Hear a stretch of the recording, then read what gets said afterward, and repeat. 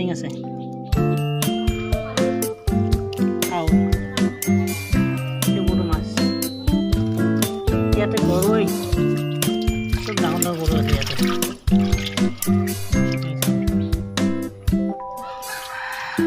খাব চোৱা